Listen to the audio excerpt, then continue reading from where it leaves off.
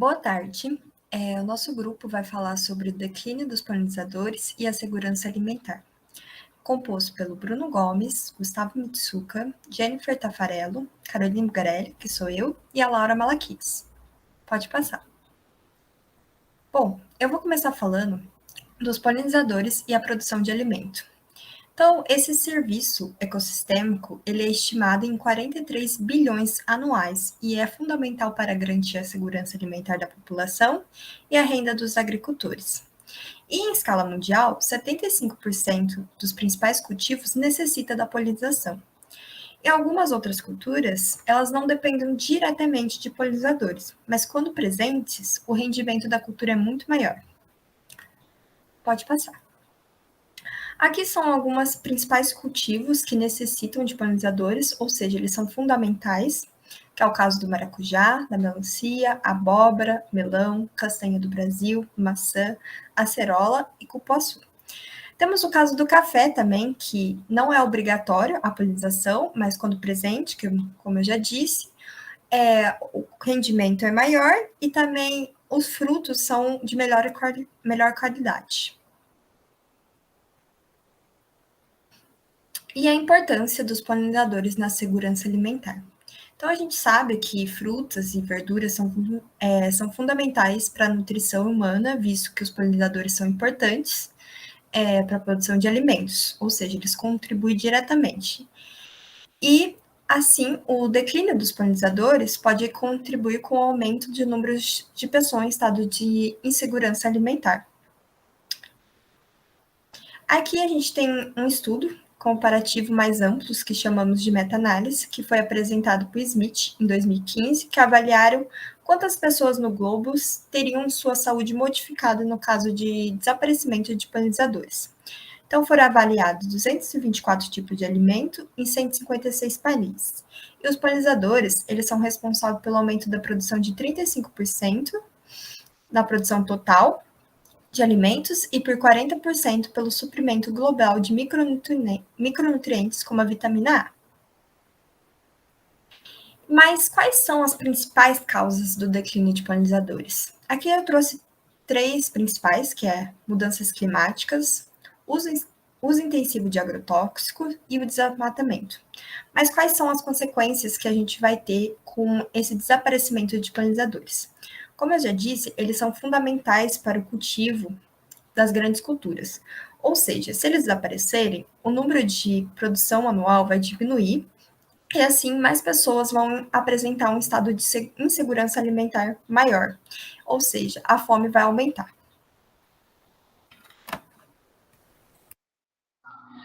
E como se dá a relação entre a agricultura e os polinizadores?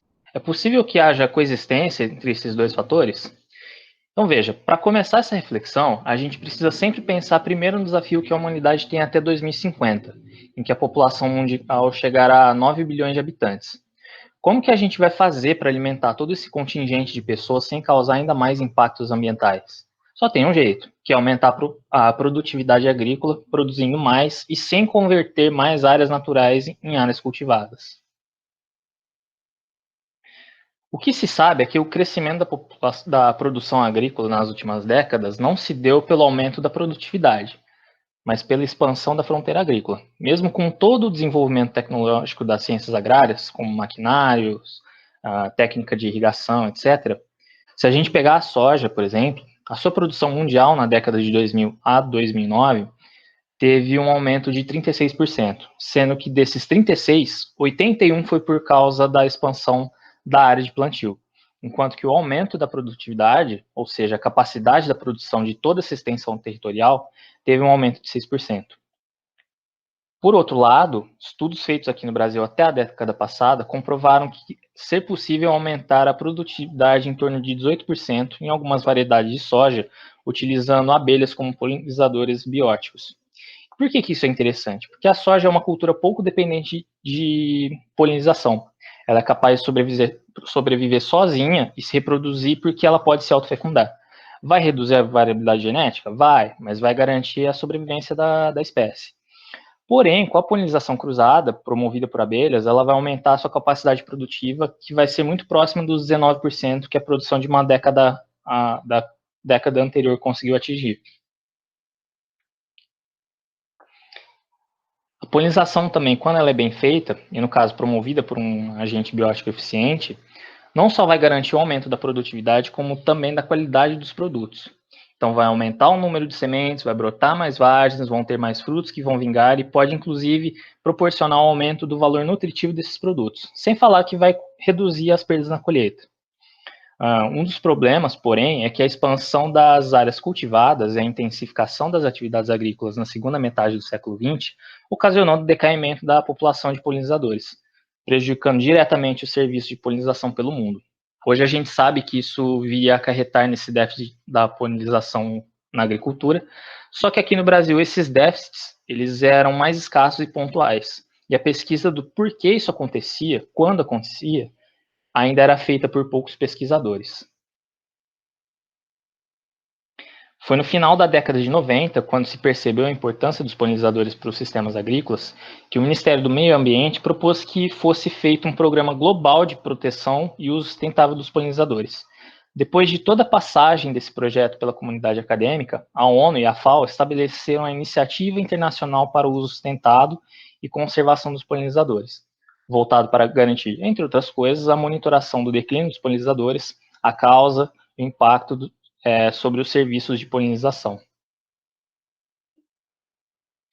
Com tudo isso em mente, por que associamos esse serviço de polinização às abelhas?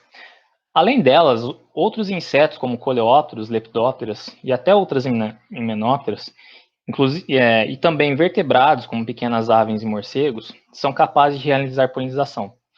Entretanto, estudos comprovaram que as abelhas são as mais eficientes ao realizar esse serviço. As descobertas, inclusive, mudaram a concepção sobre a forma como ocorre a fecundação em algumas plantas.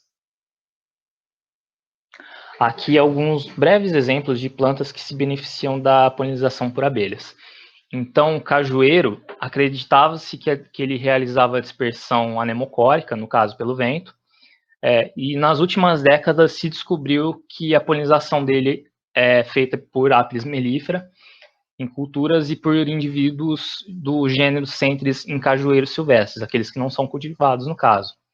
Na mamoneira, que também era considerada anemófila por muito tempo, as abelhas realizam a dispersão dos gametas em flores da mesma planta. No caso, então, ela é capaz de se reproduzir sem dispersão por polinizadores, ela é capaz de se autofecundar, só que o vento ele não é capaz de, por exemplo, levar uma planta, um pólen da planta, quando ela está na base, até o topo, por exemplo, se ela tem uma planta do sexo oposto, uma flor do sexo oposto na mesma planta. Né? Então a gente tem o indivíduo, o vegetal, e no vegetal a gente tem as flores de sexos diferentes, e o vento ele é capaz de dispersar e polinizar esses indivíduos florais dentro dessa planta. Né? Então, se você tem uma flor na base do sexo feminino, do sexo masculino, o pólen ele precisa alcançar, por exemplo, uma flor do sexo feminino que está no topo. Né? Então, às vezes, nem sempre o vento ele vai conseguir fazer esse transporte. Muitas vezes os dispersores eles conseguem realizar essa polinização. Não só isso, ele vai conseguir também aumentar a produtividade e até estimular a liberação de mais pólen. E por último, aqui a soja, né, como foi falado, ela é capaz de se autofecundar e ela apresenta uma dependência variável de polinizadores bióticos. E aí a gente tem a impressão que elas não são beneficiadas quanto à capacidade produtiva. Porém, os experimentos comprovaram o aumento do rendimento das plantas devido à formação de mais vagens e mais sementes nessas vagens também. Aqui só alguns exemplos de outras culturas também beneficiadas por polinizadores bióticos, as macieiras, que elas vão ser beneficiadas não só por abelhas, mas por vertebrados, né, morcegos que se alimentam de frutos, pequenas aves, o melão, maracujá também e a acerola. Bom, agora eu vou falar um pouquinho dos agrotóxicos e a diminuição de polinizadores. Bom, no Brasil, 85% das espécies cultivadas dependem da polinização direta. Então, elas foram responsáveis por aumentar 45 milhões de dólares, certo? Cerca de 30% da produção nacional dependem de polinizadores. Porém, o problema surge no ano de 2002, no qual 2,7 quilos por hectare era produzido de agrotóxico, que passou para 6,9 quilos em 2012, certo? Então, de acordo com o IBGE, houve um incremento de 155% em 10 anos. Então, mais que dobrou essa produção de agrotóxicos, e com isso também surgem novos problemas com a diminuição de polinizadores e possivelmente a defasagem na produção nacional de alimentos. Então, agora, falando um pouquinho do histórico da aprovação dos agrotóxicos, é que em 1934, com o decreto 24.114, ele não estabelecia barreiras para aprovação de agrotóxicos. Então, não tinha barreiras ambientais ou barreiras em relação à saúde humana. Então, não tinha essa preocupação com o meio ambiente e com a gente, certo? Em 1961, com o decreto 49.974, passou a incluir a saúde dos humanos como critério da aprovação dos agrotóxicos. Porém, não apresentava alguma determinação em relação ao meio ambiente. Foi apenas em 1989, que vigora até hoje, que engloba também questões ambientais, que devem ser levadas em consideração antes de ser aprovado esses agroquímicos. Bom, então o IBAMA, que é o órgão fiscalizador, ele produz dois tipos de avaliação. A primeira é a avaliação de periculosidade ambiental, é o PPA, e a segunda é a avaliação de risco ambiental, o ARA.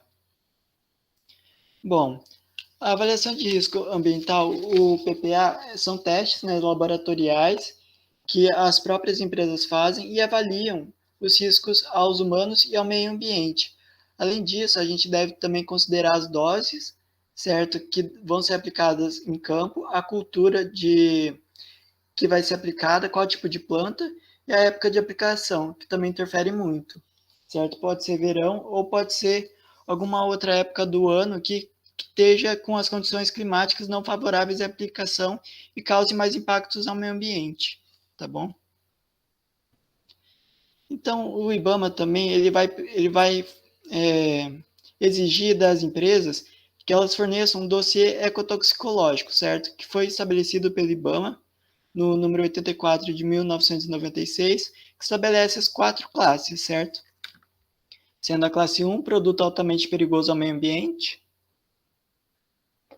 A classe 2, um produto muito perigoso ao meio ambiente.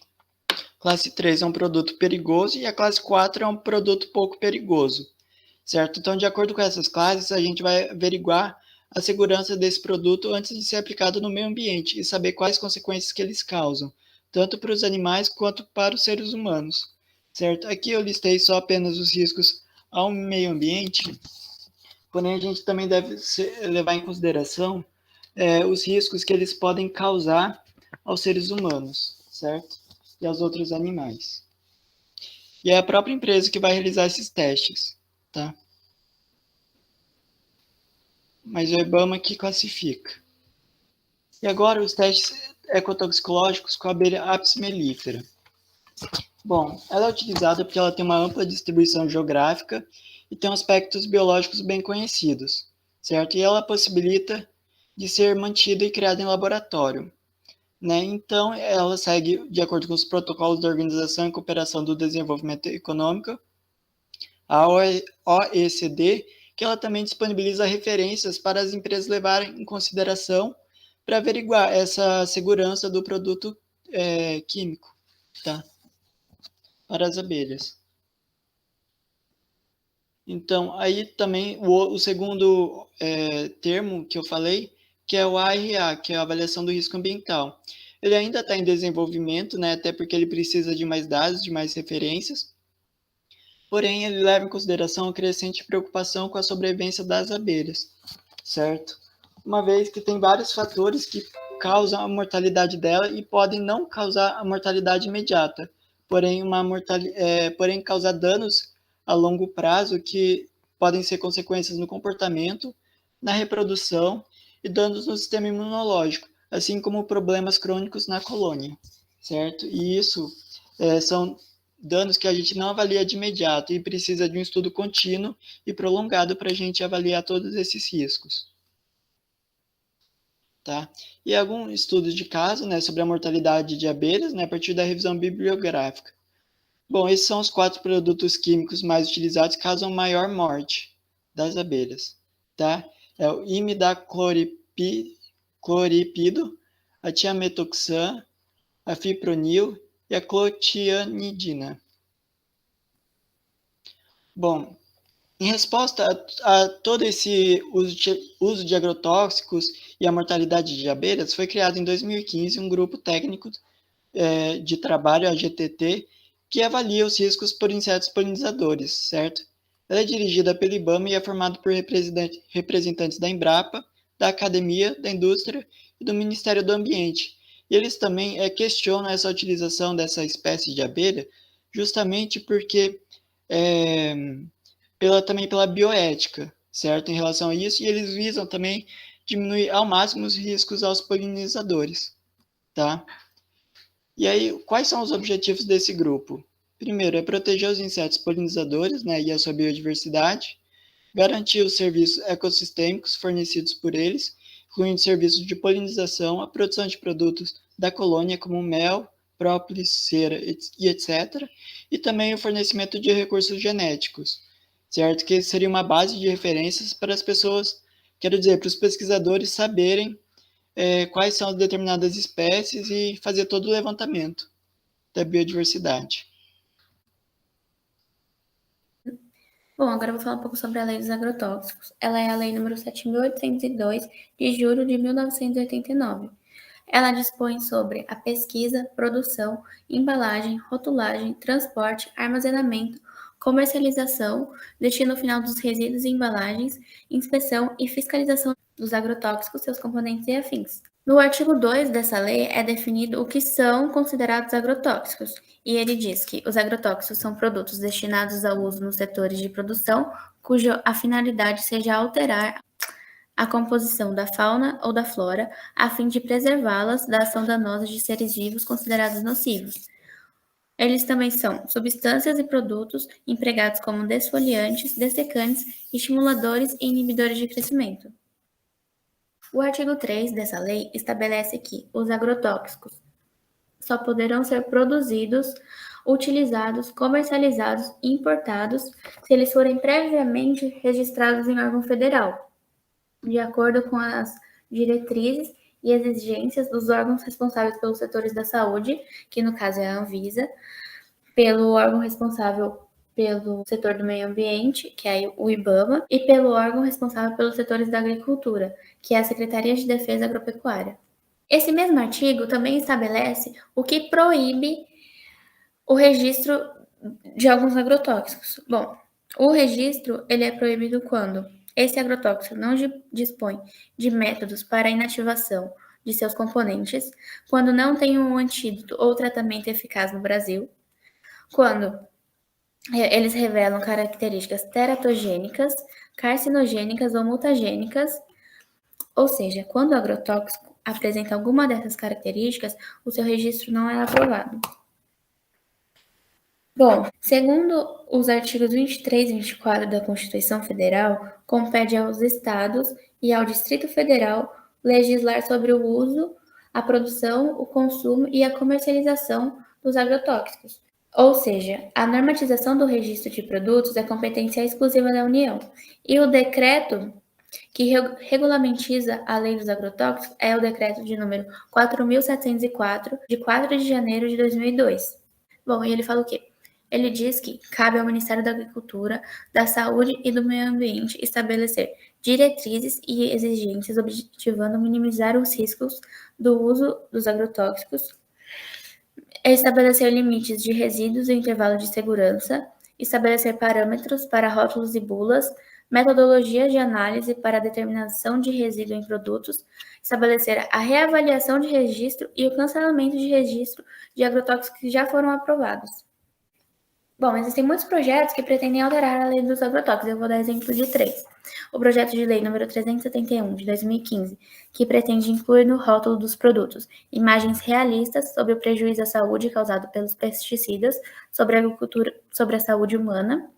O projeto de lei de número 1687, de 2015, que pretende instituir uma política nacional de apoio aos agrotóxicos de baixa periculosidade, e o projeto de lei 4.933, de 2016, que visa acelerar o prazo de registro de agrotóxicos por um único órgão federal, o Ministério da Agricultura. Esses projetos de lei eles ainda não foram aprovados, eles estão aguardando o posicionamento da comissão especial. Agora, existem 3 projetos de lei do Senado que estão em transmutação, que também visam alterar essa lei dos agrotóxicos. O PLS de número 541 de 2015, que pretende proibir o registro de agrotóxicos em cuja sua composição química estejam presentes glifosato, triclorfon, carbofurano, cirhexatina, abamectina, fosmet e lactofeno. E também pretende vedar a pulverização aérea dos agrotóxicos. Agora, o PLS de número 137 de 2014 visa fixar em 10 anos o prazo de validade de registro de agrotóxicos no país, e o PLS de número 209 de 2013, que pretende dispor que os agrotóxicos devem ser previamente registrados em órgão federal, estabelecendo que o pedido de registro deverá ser direcionado somente ao órgão federal registrante. Bom, como eu estava falando até agora, existem muitos projetos de leis que visam alterar essa lei dos agrotóxicos. Mas, resumindo, eles visam o quê? Eles visam alterar os critérios de registro de novos produtos agrotóxicos, sua vigência e reavaliação, as medidas que têm impacto no desenvolvimento e no lançamento do mercado e de novos princípios ativos.